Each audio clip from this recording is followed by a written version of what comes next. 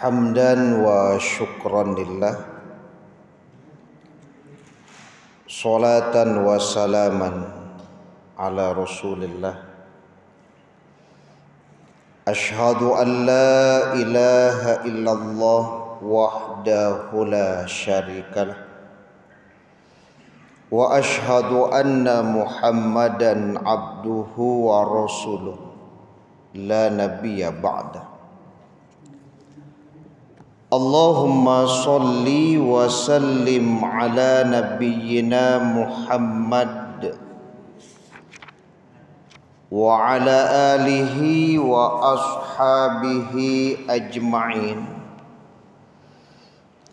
wa man tabi'ahum bi ihsanin ila yaumiddin.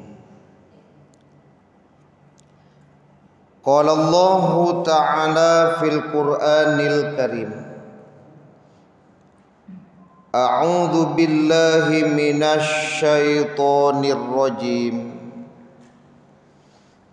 Bismillahirrahmanirrahim. Falamma balagha ma'ahu as-sa'ya qala ya bunayya inni ara fil manami anni azbahuka fanzur madza tara. Qala ya abati if'al ma tu'mar satajiduni insyaallahu minas sabirin. Maka tatkala telah sampai usianya untuk mampu berusaha, Nabi Ibrahim berkata, wahai anakku, sesungguhnya aku melihat di dalam mimpi bahwasanya aku diperintahkan untuk menyembelihmu. Maka pikirkanlah bagaimana pendapatmu. Nabi Ismail menjawab, wahai bapakku, lakukanlah apa yang diperintahkan Allah. Engkau akan dapati aku insyaallah termasuk orang yang bersabar. Surat As-Saffat surat ke-37 ayat 102. Wa qala Rasulullah sallallahu alaihi wasallam, ma khaba manis takhara wala nadima manis tasyara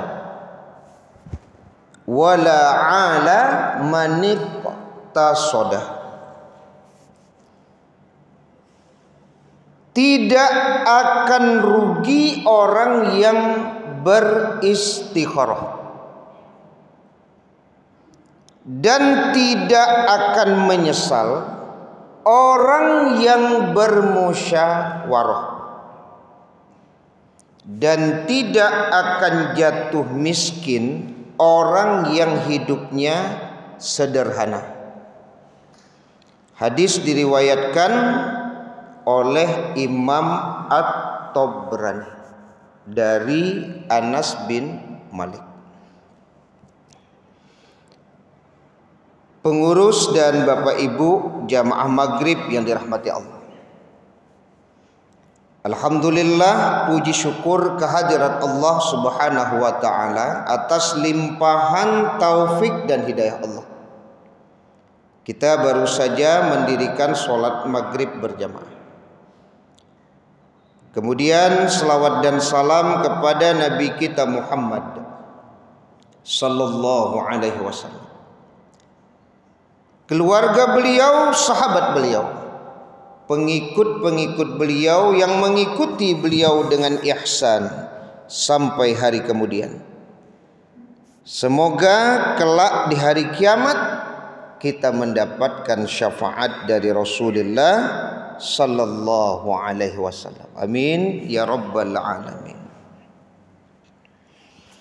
Bapak Ibu jamaah yang dirahmati Allah,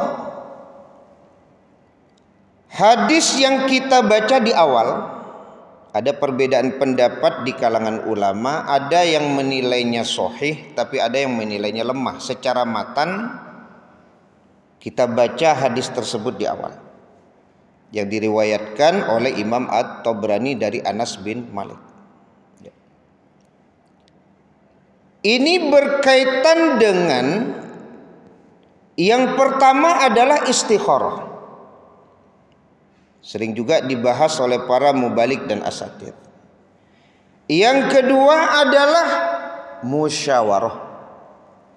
Dan yang ketiga adalah hidup sederhana. Jadi memang pesan-pesan yang kalau dalam hidup ini sangat penting, ya. Yang pertama, ma khaba manis takhara. Tidak akan rugi orang yang melakukan istikharah. Jadi kalau kita ambil Bapak Ibu, salah satu definisi istikharah itu adalah mohon petunjuk kepada Allah dalam setiap langkah, penuh pertimbangan dalam setiap keputusan. Jadi bahasanya itu tidak tergesa-gesa, ada kehati-hatian. Ya, maka dibalik ketidak tergesa-gesaan, dibalik kehati-hatian itu ada keberuntungan, tidak akan rugi. Ya. Belajar dari kisah Nabi Ibrahim dan Nabi Ismail yang tentu sudah dibahas juga oleh para asatidz kita, ya, terutama di khutbah Idul Adha boleh jadi, ya, apa yang terjadi pada Nabi Ibrahim dan Nabi Ismail. Ya. Makanya kita akan mengenal apa yang disampaikan ulama itu kan ada namanya Yaumut Tarwiyah. Tanggal 8 Zulhijjah itu disebut dengan hari Tarwiyah. Kalau tanggal 9 namanya adalah Yaumul Arafah, hari Arafah itu. Ya. Kalau tanggal 10 Zulhijjah namanya Yaumun Nahar, hari untuk menyembelih. Ini kemarin kan ada juga perbedaan pendapat di kalangan ulama. Haji Akbar itu ada yang berpendapat kalau hari Arafah bertemu dengan Jumat itu baru disebut Haji Akbar. Ya, kalau kemarin kan tidak bertemu, Arafahnya hari Kamis, ya. Ya. Tapi Jumatnya justru hari menyembelih. Tapi kalau hari Arafahnya ketemu di Jumat, itu baru disebut Haji Akbar. Itu pendapat sebagian ulama. Tapi sebagian lagi berpendapat yang disebut Haji Akbar itu adalah ketika hari menyembelih ketemu Jumat. Kan ada perbedaan pendapat. Kalau pendapat pertama, hari Arafahnya yang ketemu Jumat. Pendapat yang kedua, hari menyembelihnya yang bertemu dengan hari Jumat. Nah, ini perbedaan pendapat di kalangan ulama. Jadi menurut sebagian ulama kemarin itu Haji Akbar. Tapi kalau ulama-ulama ya itu memahami yang Haji Akbar itu kalau Arafahnya deh ketemu dengan hari Jumat. Wallahu a'lam. Ya. Dan kita juga ada pembahasan ya, memang sepertinya update terus ini Pak berkaitan dengan puasa Arafah. Itu kan ada syekh yang kemudian mengatakan bahwa yang menentukan Arafah itu memang Arab Saudi ya sebagai penyelenggara haji kan itu. Maka puasanya itu ya sesuai dengan ketetapan Arab Saudi. Tapi kalau di negeri itu ternyata pemerintah menetapkan hari itu ternyata adalah hari raya, maka tidak usah puasa. Itu pula pendapat beliau. Kan boleh jadi ada negeri yang menetapkan 1 Zulhijjah berbeda nanti dengan Arab Saudi. Nah, puasa Arafahnya tetap ikut Arab Saudi. Tapi kalau bertepatan dengan tanggal yang ditetapkan pemerintah adalah 10 Zulhijjah, maka tidak usah puasa. Karena haram hukumnya berpuasa di tanggal 10 Zulhijjah. Itu kan pendapat. Nah, inilah pendapat-pendapat kalau dalam fikih Bapak Ibu. Ya, maka balik lagi di mana keyakinan kita. Ada bahkan yang puasa Arafahnya batikai jo Arab Saudi, Pak. Ya kan? Karena kan penetapan Zulhijjah yang berbeda membuat kita juga berbeda puasa Arafah, maka dikembalikan lagi. Nah, Bapak Ibu jamaah yang dirahmati Allah, di situ ada namanya Yaumut Tarwiyah. Jadi kalau berbicara tentang tarwiyah itu kan berasal dari kata rawa yurawi, tarwiyah. Artinya adalah merenung atau berfikir. Jadi awal pertama Nabi Ibrahim bermimpi, diperintah Allah untuk menyembelih putranya Ismail itu adalah pada tanggal 8 Zulhijjah. Makanya disebut Yaumut Tarwiyah. Ya. Karena Nabi Ibrahim itu manusia biasa, Pak. Perintahnya tidak main-main. Yang disembelih itu bukan binatang, Pak. Perintah itu adalah menyembelih putranya yang sudah ditunggunya hampir 1 abad lamanya.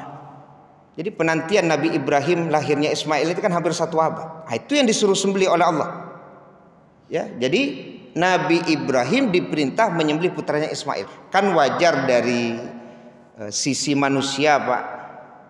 Ada keraguan-raguan. Ini perintah Allah atau perintah setan? Nah, kan logikanya begitu, Pak. Kok anak yang disuruh sembelih gitu?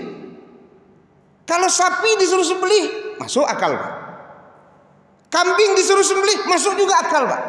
Tapi ini perintah menyuruh sembelih anak, Pak. Ismail yang disuruh. Ya.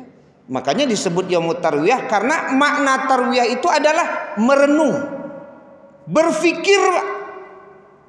Itu yang difikirkan Nabi Ibrahim. Nah, itu yang disebut ma khaba man istakhara tadi. Jadi ada keraguan yang membuat kemudian memohon petunjuk kepada Allah dalam setiap langkah, penuh pertimbangan dalam setiap keputusan. Kan tidak langsung hari itu disembelih, Pak. Enggak kan? Ya kan? 1 hari baru itu, Pak. Belum ada dilakukan oleh Nabi Ibrahim perintah Allah 1 hari itu. Ya. Masih gelisah, Pak. Hari kedua mimpi lagi, tanggal 9 Zulhijjah. Itu yang disebut dengan Yaumul Arafah. Karena kalau kita baca pendapat ulama, Arafah itu kan tahu. Ya, tahu. Ya. Ternyata Nabi Ibrahim pernah dulu bernazar, Pak. Kalau kita baca ya. Karena Nabi Ibrahim ini dari dulunya sudah suka berkurban beliau, Pak. Berkurban itu sudah biasa oleh Nabi Ibrahim. Tapi sempat beliau mengatakan bahwasanya kalau Allah nanti menganugerahkan kepadaku seorang anak laki-laki, jangankan ini, anak itu pun aku kurbankan. Jadi sempat ternyata Nabi Ibrahim, Pak, mengatakan itu gitu. Ya, sempat. Maka seolah-olah kata ulama ketika berbicara tentang Yaumul Arafah, Nabi Ibrahim diingatkan, wahai Ibrahim, ingat nazar engkau dulu. Bahwa engkau pernah bernazar kalau dapat anak laki-laki, jangankan yang engkau korbankan pada waktu itu, anak itu pun siap engkau korbankan. Itu Yaumul Arafah, Pak. Ya. Jadi ada diingatkan. Baru kemudian namanya adalah Yaumun Nahar. Jadi hari ketika menyembelih. Pada hari yang ketiga Nabi Ibrahim bermimpi kembali, maka dilakukanlah perintah Allah itu oleh Nabi Ibrahim alaihissalam. Nah, itu yang 3 itu tuh rentetannya. Ada Yaumut Tarwiyah, ada Yaumul Arafah, dan yang ketiga adalah Yaumun Nahar. Tapi itu kan balik lagi Bapak Ibu.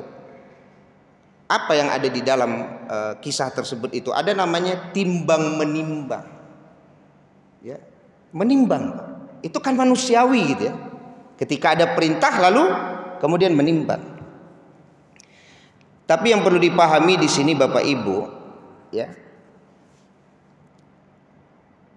Keraguan-raguan itu tidak boleh ada terhadap sebuah kewajiban yang sudah bersifat final. Itu tidak boleh, Pak. Bako ndak bajilbab ibu keluar rumah. Aja we ibu tadi ambo masih menimbang-nimbang pak. Yo wajib jilbab ko janjan ndak. Itu ndak istikharah namanya itu. Karena sudah final bu. Bahwa wanita kalau sudah balik tidak boleh tampak kecuali ini dan ini. Final. Jangan istikharah jo ibu di situ lah. Dulu pernah kita bahas, ibu keluar rumah kaki itu disauk jo kaos kaki. Ibu menimbang-nimbang jo le sabana kece ustad itu. Ya wajib. Jangan tuh kece ustad itu. Itu sudah final itu bu. Kaki ibu itu aurat. Final itu bu. Final pak. Kenapa ragu juga kaum perempuan untuk menutup kakinya dengan kaos kaki? Apa juga yang diragukan di situ? Apa juga yang harus ditimbang-timbang kok sampai hari ini kaum perempuan pak masih banyak yang tidak menutup kakinya? Kok dia teh jangan ditanya oleh tasawuf. Kok badan lah itu tasawuf. Tiba di kaki tidak tasawuf dong. Apa ragu ibu dengan kewajiban menutup kaki itu? Itu tidak boleh ada keraguan di situ. Tidak tepat di situ istikharah. Karena dia sudah final pak. Makanya bagi para suami, ya, beritahulah para istri, anak-anak gadis kita kalau keluar ke rumah pak. Ya dia kan sudah tutup pak. Alhamdulillah kan. Nang kepala lah atas songkok tuh. Dan badan alhamdulillah atas sauk, baju lebar. Kaki saya tinggal ibu, kaki. Ya. Mudah-mudahan kalau ibu menutup, anak-anak gadis ibu juga akan ikut menutup. Hanya kan mencari gaib padusi. Mamanya ditutupnya, anaknya nutup. Ya. Maka apresiasi ketika seorang anak gadis pak minta pulang ke rumah kembali karena kaos kaki tinggal. Atau tidak mau turun dia. Ada pak, tidak mau turun loh. Gaibnya ala turun, tiba di anak gadis tidak mau turun loh. Bawa anak mau turun. Lupa kaos kaki. Lupa kaos kaki. Kan aurat. Itu final pak. Tidak ada di situ lagi yang namanya kebimbangan. Tidak boleh di situ. Sama dengan sholat. Bak kok alun sholat apa sampai kini? Ambo ragu urusan. Ya wajib sholat kau tidak. Itu tidak tepat. Karena dia sudah bersifat final. Tapi kalau jilbab itu memang masih ada juga bapak ibu. Gangguan-gangguan terutama dari pemahaman-pemahaman liberal. Sampai mereka mengatakan jilbab itu pilihan katanya, bukan kewajiban. Jangan satu model itu loh kan. Jadi bagi orang yang punya konsep liberal pak, katanya jilbab itu pilihan katanya, bukan kewajiban. Boleh memilih mau pakai atau enggak, itu tradisi Arab. Itu kan konsep liberal itu pak. Yang boleh jadi ada orang-orang sampai hari ini memang begitu pak. Ya pemahaman agamanya sudah dalam tapi masih ragu juga jilbab ini wajib atau tidak kan pak. Wajib atau enggak gitu kan. Bapak ibu jangan dirahmati Allah. Ini bahasa makhaba manis takhor. Tapi yang dilakukan oleh Nabi Ibrahim itu belum final pak. Karena perintah menyembelih putranya kan belum final. Ada 3 hari Nabi Ibrahim butuh pak untuk meyakinkan ini adalah perintah Allah atau jangan-jangan adalah bujuk rayu setan. Akhirnya Nabi Ibrahim meyakini kan. Maka begitu bapak ibu, kalau memang awalnya ada keraguan, kemudian kita mencari tahu, kalau memang sudah ada keyakinan harus langsung dieksekusi pak. Sami'na wa ata'na. Ini keraguan sebenarnya sudah terjawab. Ibu yakin tidak berjilbab itu wajib? Oh yakin pak ustad. Bakok alun berjilbab bu. Itu alun ado panggilan nih ustad. Menunggu panggilanku bayu. Sebenarnya ya istikharahnya sudah selesai pak. Lah muncul keyakinan bahwa jilbab itu memang wajib, yakin dia. Tapi ketika ditanya kok belum juga berjilbab, belum ada panggilan. Ini panggilanku 2 saja bu. Kalau tidak panggilan berjilbab, panggilan ya kematian itu. Ya, takutnya kita belum berjilbab sudah mati duluan kan itu. Tentu membawa dosa ya, dosa kepada Allah. Nah, baik, Bapak Ibu jamaah dirahmati Allah Subhanahu wa taala. Kadang memang betul, Pak. Memohon petunjuk kepada Allah dalam setiap langkah, penuh pertimbangan dalam setiap keputusan itu memang ada, Pak. Dalam ibadah saja contoh begini Bapak Ibu. Saya punya teman pulang ke Tarusan Pak. Tarusan tuh berapa kilo? Mungkin 50-an lah Pak. Kalau ke Painan kan sekitar 65 kilo. Nah, sekitar itulah Pak. Itu sebenarnya kalau dalam mazhab Syafi'i kan belum boleh jamak itu. Kalau mazhab Syafi'i kan 85 km baru boleh jamak. Jadi muncul keraguan di Ambo dah, Ambo jamak atau indak, Ambo jamak atau indak. Bimbang dia Pak. Bimbang. Di balik kebimbangan itu Pak, ya kan? Kemudian dia beristikharah tadi Pak. Ya. Kemudian memutuskan bahwa dia indak akan menjamak. Rasanya Tarusan ku daki. Malu Ambo menjamak itu aja. Azan orang Ambo bagi masjid leda. Itu pilihan Pak. Buah dari istikharah tadi itu nyeputuskan. Tapi teman yang satu lagi Pak, tiba di Tarusan, ini jamak Pak. Nah, itu hasil istikharahnya juga Pak. Maka dia jamak. Kenapa dijamak? Karena setelah dibaca-baca Pak, ditimbang-timbang, ada pendapat ulama kalau sudah keluar dari sebuah negeri secara uruf Pak, bahwa dia sudah meninggalkan negerinya, berarti kan bateh tuh Pak. Kalau lah tiba di bateh, di luar bateh kan keluar dari negara Pak. Tiba di pesisir mah meninggalkan kota Padang, maka boleh jamak, nyobai jamak. Di mana letak ruginya? Kan ada yang rugi Pak. Tidak ada yang rugi Pak. Yang rugi yang tidak sholat, iya rugi. Ya kan? Kan tidak ada yang rugi. Yang satu dia ambil untuk tetap berjamaah, yang satu dia ambil rukhsah, dia menjamak sholatnya. Tidak ada yang salah. Atau mengkasar sholatnya, kan ada yang salah. Ya, jadi boleh jadi untuk hal-hal seperti itu, ya bisa saja terjadi keraguan Pak. Ya, bisa jadi keraguan. Yang kemudian nanti timbang menimbang, boleh jadi ada dua orang yang ternyata memutuskan yang berbeda. Kadang-kadang cie oto Pak, ayo berbeda Pak.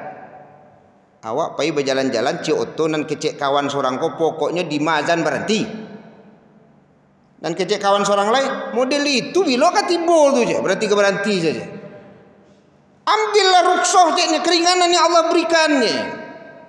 Awak kosor solat awak jamaah, solat awak capek awak tibo. Kan sering hal-hal terjadi itu Pak. Ya kan ya saling menghargai saja lagi kan itu.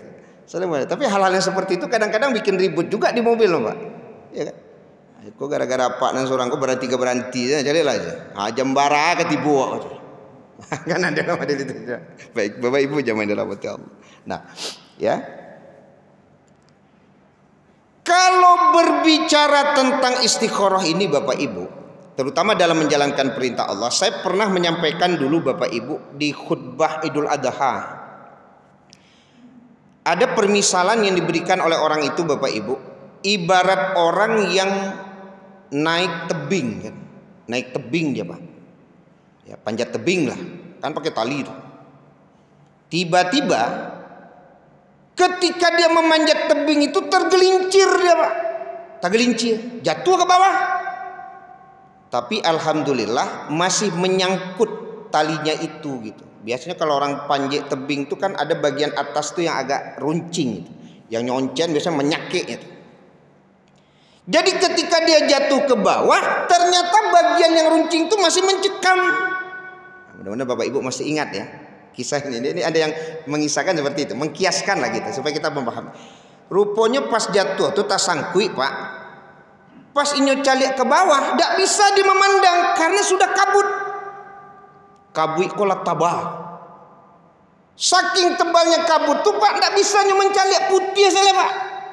Tapi posisinya tergantung. Ya. Ada bisikan yang mengatakan potong saja talimu itu. Nyoba pisau kan, karek saja. Tapi kata akalnya jangan dikarek aja. Tuh batu cadas di bawah sudah mati mereka kan. Jadi ketika kita menjalankan perintah itu Pak, ya hal-hal seperti itu akan terjadi Pak. Sama dengan Nabi Ibrahim kan. Pada satu sisi ada perintah Allah untuk menyembelih putranya Ismail, di sisi lain Pak, kan setan menggoda Nabi Ibrahim untuk tidak menjalankan perintah itu. Tarik menarik dia kan. Baru nanti muncul sebuah keputusan.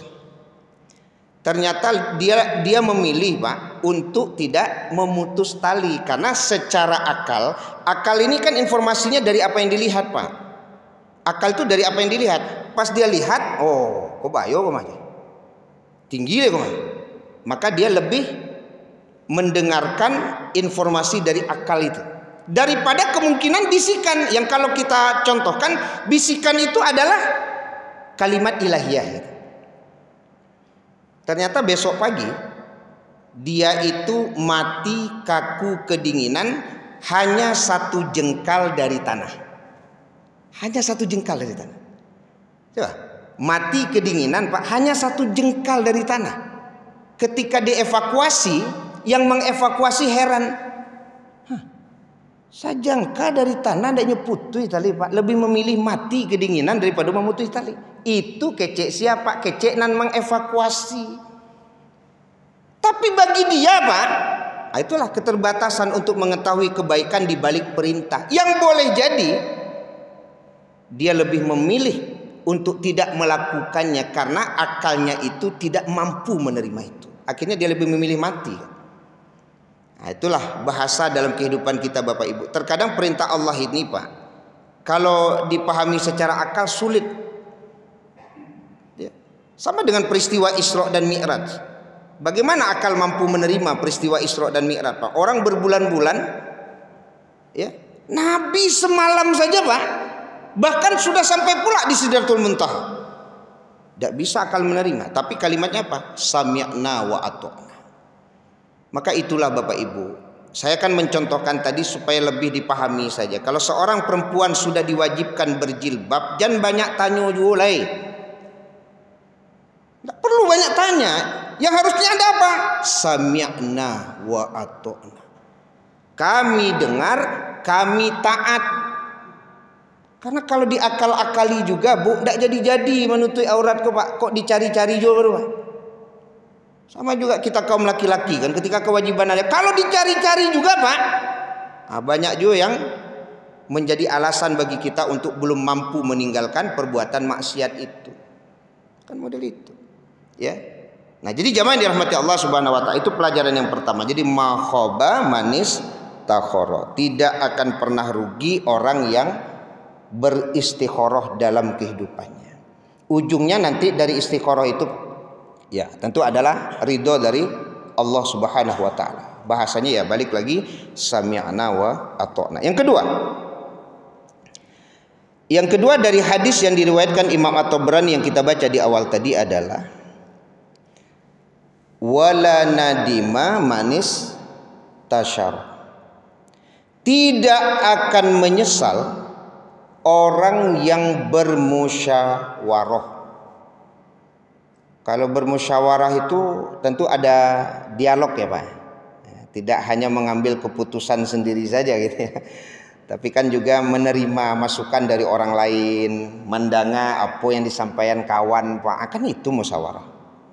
Ya kan?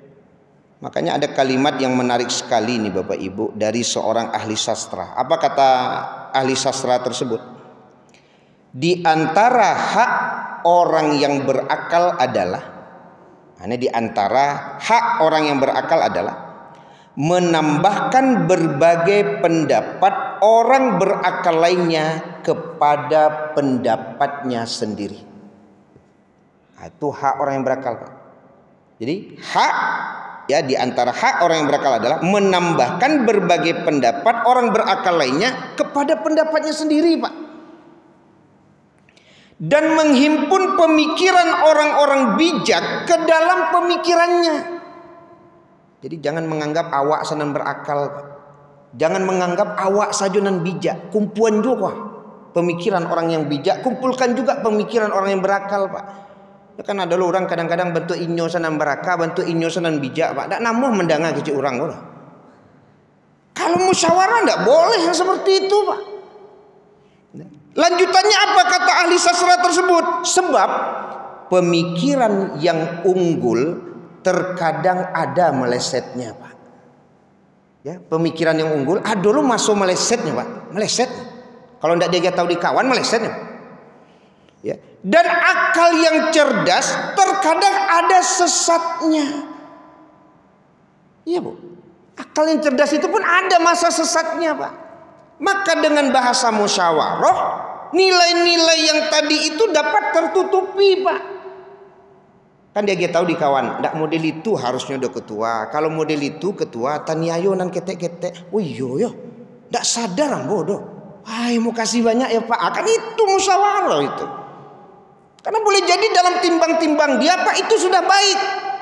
Tapi kecik jamaah ketua dan model itu ketua. Kalau model itu tuh taniayo nan ketek. Astagfirullah. Iya ya. Jadi betul Bapak Ibu, pemikiran yang unggul terkadang ada melesetnya. Dan akal yang cerdas terkadang ada sesatnya. Itulah keunggulan musyawarah itu Pak. Kalau di Al-Quran kan memang ada perintah kan, wasyawirhum fil amri, hendaklah kamu bermusyawarah dalam sebuah urusan. Ya. Dan pelajaran yang berharga tentu Bapak Ibu dari surat As-Saffat ayat 102 tadi kan memang ada bahasa musyawarah di situ Pak. Walaupun musyawarah itu antara seorang bapak dengan seorang anak Pak. Kan ada dialog tuh Pak. Ya kalau mau Nabi Ibrahim mungkin Pak sedang takaluk Ismail kok Pak. Daripada ndak jadi perintah Allah aja. Pas lalu ndak biasa. Logikanya kan begitu Pak. Karena kan kalau dikasih tahu nanti Pak janjan, oh ndak bisa deh ya. Itu lo kayak kerajaan indah-indah sama. Kan boleh jadi Pak. Ya kan? Tapi apa yang dilakukan oleh Nabi Ibrahim? Ketika Nabi Ibrahim yakin bahwa itu perintah Allah, Nabi Ibrahim tidak langsung mengeksekusi Pak. Tetap mengajak dialog anaknya. Ya bunayya inni arafil manam anni azbahuka fanzur madza taro Pak. Tanya pendapat anak. Padahal Nabi Ibrahim sudah yakin itu perintah Allah Pak. Apa jawaban Nabi Ismail? Ya abatif alma tu'mar satajiruni insyaallah minas sabirin. Kalau memang itu perintah Allah, wahai ayahku, lakukanlah. Engkau akan dapati aku dalam keadaan orang-orang yang sabar. Itu kan dialog namanya. Dan yang menarik ternyata Bapak Ibu, ini dialog Nabi Ibrahim dengan Nabi Ismail. Ada tesis ya. Mungkin Bapak Ibu pernah dapat informasi ini. Ada tesis yang ditulis oleh Sarah binti Halil. Judul tesisnya adalah Hiwar Aba Ma'al Abna fi Qur'anil Karim wa tatbiqatuhut tarbawiyah. Artinya apa? Dialog orang tua dan anak dalam Al-Quran serta prakteknya dalam pendidikan. Ini tesis Pak. Dari penelitian Sarah binti Halil, dialog orang tua dan anak di dalam Al-Quran itu ada 17 kali. Ya, dialog antara orang tua dan anak di dalam Al-Quran ada 17 kali. 14 kali itu adalah dialog ayah dengan anaknya. 14 kali dari yang 17 itu Pak, itu dialog ayah dan anak. 2 lagi baru dialog ibu dengan anak. 1 lagi tidak diketahui apakah ayah atau ibu yang dialog dengan anak. Ini menunjukkan Bapak Ibu bahwa porsi yang harusnya paling besar terhadap anak itu ayah Pak. Jangan nanti ada bahasa ayah konan peralu cari piti salah aja. Ya, tugas di rumahku biar kami kaum ibu-ibu. Itu pemahaman keliru itu. Ya, jangan sampai ada pemahaman ayah tuh yang penting cari piti keluar Pak pulang soal mauta selesai salah juama tuh mauta juama tuh ayah panik. Kan banyak yang bapak-bapak seperti itu Pak. Jadi gaduh juga ya juama tuh salah aja. Haji sekama ama umi. Ini pemahaman yang keliru. Dalam penelitian ini Pak, harusnya porsi terbesar ya perhatian terhadap anak adalah ayah. Ya. Itu adalah kadang-kadang informasi di IG itu Pak. Walaupun ayah tidak pernah dekat dengan anak-anaknya, tapi yakinlah bahwa ayah sangat mencintai anaknya. Buktikan kalau ayah itu mencintai anak dengan cara ada dialog dengan anak-anak. Itu bukti cinta, bukan kepeng dia gitaru itu. Nah, ini penelitian itu Pak. Ya, sepanik-panik gaek Pak, yang laki-laki adakan waktu untuk berdialog dengan anak-anak. Kadang anak lama menunggu untuk berdialog, tapi apa dia mengecek panik itu tidak jadi. mampehnya kamak. Mampehnya kamak. Ayah. Itu kan ayahnya. Nah, jadi jamaah yang dirahmati Allah Subhanahu itu yang musyawarah. Musyawarah itu ada dialog, Pak, membuka dialog. Makanya dulu pernah saya sampaikan Bapak Ibu, ide dari Pak Gubernur waktu itu, Pak. Waktu Festival Muharram ya, bagaimana kembali menghidupkan makan bersama di rumah-rumah. Karena kalau makan bersama dialog akan ada, Pak. Entah kok Bapak Ibu makan di atas meja tuh haniong saya dari pangkas sampai ke ujung. Apa yakin haniong saya makan enggak ada. Pasti ada dialog. Pasti, Pak. Sambil makan tuh pasti ada pertanyaan, bagaimana tadi belajarnya gitu kan. Balai lama sama mama. Itu kan dialog tuh. Ada musyawarah, nyujawek dia anak agak asin sedikit. Oh berarti besok mama kurangilah garamnya. Karena ada dialog. Cuman mencari waktu untuk makan bersama ku ya payah nak. Ramadan salah taruh di gue batu sana. Ramadan ku bisa wak makan bersama Pak. Enggak apa jas? Bakok tibo ndak Ramadan ndak bisa makan bersama. Iya Pak, pas Ramadan bakok bisa makan bersama. Tibo lapeh Ramadan, gua lapeh ndak ada makan surang-surang kali. Nah, itu pernah dulu diidekan Pak Gubernur itu Pak. Waktu Festival Muharram bagaimana kembali ya, mengembalikan makan bersama itu. Ya kalau ndak tiap hari mungkin ya adalah dalam seminggu itu kok sekali dua kali. Kan bisa itu Pak. Nggak ada yang nggak bisa. Ya, menghidupkan. Kok kadang-kadang lagi duduk sama-sama di ruang tamu Pak. Nanapak wah nyebuka HP Nanamak model itu loh Pak HP loh. Anak menunggu bilo lah Pak jo amakku selesai main HP. Ya karena sibuk sekali sepertinya Pak. Ya. Sehingga anak tuh mencari adalah sibuk tuh tidak bisa mengungkapkan. Nah itu jadi Bapak Ibu jamaah dirahmati Allah Subhanahu wa taala, wala nadima man istasyara. Jadi kalau ada dialog Pak, ada musyawarah, ya kan? Yakinlah tidak akan ada penyesalan. Kadang-kadang orang tua menyesalnya belakangan Pak. Kenapa saya dulu ketika banyak waktu tidak mengajaknya berdialog sehingga terjadi hal seperti itu. Karena anakku ternyata dulu ingin berdialog Pak. Ingin menyampaikan sesuatu. Tapi karena bapaknya mengatakan sibuk terus tidak disampaikan. Rupanya terjadi Pak peristiwa itu. Kecek gaiknya. Menyesal. Kenapa saya tidak mengajaknya dialog pada waktu itu. Ada penyesalan.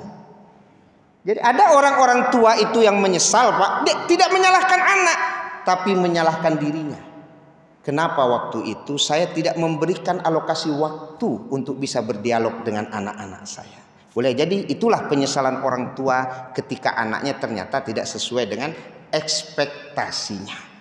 Boleh jadi itu Pak. Musyawarah tidak hidup. Ya. Terakhir yang ketiga. Bapak Ibu jamaah dirahmati Allah Subhanahu wa taala. Kemudian yang ketiga yang kita baca dalam hadis tersebut adalah ya wala ala maniktasoda. Tidak akan pernah jatuh miskin orang yang hidupnya sederhana. Nah, makanya perlu dipahami Bapak Ibu, sederhana itu bukan berarti tidak punya uang Pak. Makanya ada kalimat apa tuh kayo nyonyo, iduitnya sama dari itu aja. Kan ada dicalek biasa sama calek apa tuh biasa saja. Hanya jawab di kawannya Pak, biasa tuh orang kayo tuh mah. Tapi gaya hidupnya sederhana Pak. Makanya jangan kemudian berpikir bahwa orang yang hidup sederhana artinya tidak punya uang. Salah. Sederhana itu pola hidup. Pola hidup itu Bu. Ya. Jadi banyak juga orang-orang kaya Pak yang duitnya banyak tapi hidupnya sederhana. Ya ciri-ciri tidak sederhana itu salah satunya apa? Besar pasak daripada tiang. Itu tanda tidak sederhana hidupnya Pak. Besar pasak daripada tiang itu tidak sederhana hidupnya Pak. Ya. Kalau kendak gaji lah 8 juta, angsuran oto sampai 0,5. Itu oto baru tuh Pak. Alun bay listrik, alun speedy lah Pak. Sabtu mengangu tiap bulan kan itu.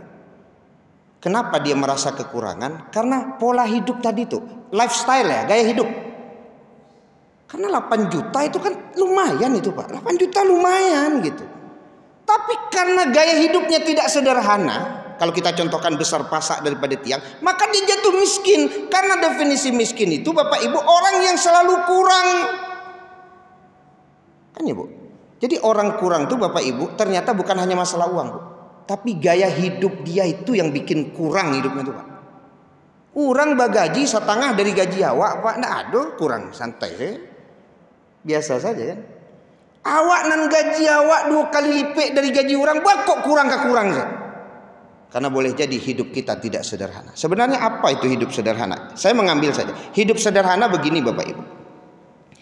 Hidup sederhana berarti menjalani kehidupan dengan menekankan pada kebutuhan dasar dan meminimalisir keinginan yang berlebihan. Itu hidup sederhana.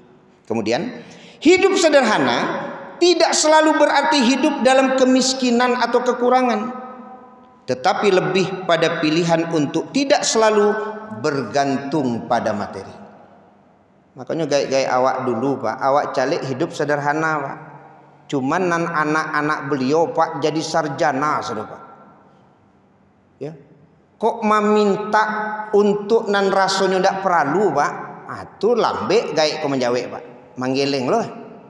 Tapi kalau yang diminta soal masalah-masalah penting Pak, pendidikan dan lain sebagainya, capek. Saya pernah mendengar ada seseorang yang bilang begini, udah ambo tuh Ustaz, kalau minta tambah bali oto, ciek sekeceknya, bara piti nanado balian soto sebanyak itu piti. Dan minta kau dah. Piti saya itu Pak, ingin lo bali oto nana birancak, minta lo kau dah. Tapi Ustaz kok disabui dah. Anak masuk rumah sakit, bara biaya rumah sakit. Dah anak ke masuk sekolah, alun ada pitih, bara perlu. Ya kirim, karena dia tahu Pak mana yang penting itu. Ya. Tapi kalau minta tambah oto, Rizal, ya kan? Awak bali oto, minta lo tambah ke udah bali, selalu oto sesuai kemampuan. Kan kadang begitu. Gara-gara ndak hidup sederhana, aturannya bisa beli mobil hanya anggaplah 120 juta Pak. Nyokaja-kaja beli oto 270 juta. Sasak lah ngawak ya. Walaupun kecil orang rumah ya ndak ada kalau perlu puasa Nabi Daud. Sehari puasa, sehari ndak. Kok yo payah lo makan gara-gara itu. Itu kan lifestyle ya.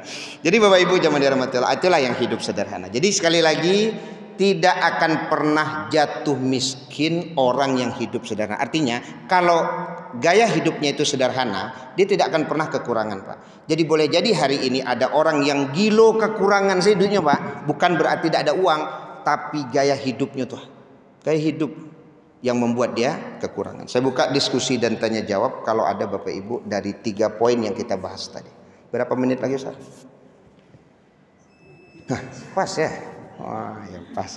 Dari ibu-ibu ada pertanyaan? Cukup ya?